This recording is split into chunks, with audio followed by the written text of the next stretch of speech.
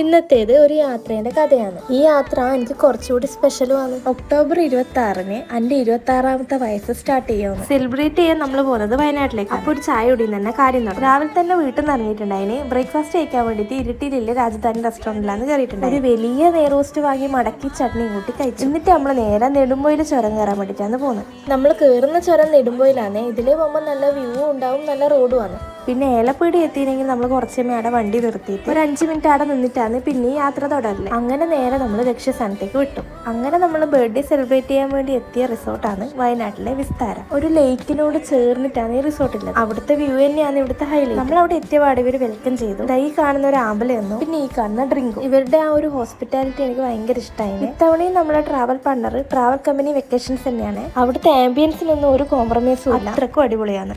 അങ്ങനെ നമ്മൾ നേരെ ചെക്ക് ഇൻ ചെയ്ത് റൂമിൽ ഒരു വ്യൂ ഉണ്ടല്ലോ, അത് എത്രത്തോളം നിങ്ങൾക്ക് ഫോണിൽ കണ്ടാൽ മനസ്സിലാവുമെന്ന് എനിക്കറിയില്ലേ. അത്രക്കും അടിപൊളിയായിരുന്നു. ബാക്കി വിശേഷമായിട്ട് ഞാൻ അടുത്ത വീഡിയോയിൽ വരെ.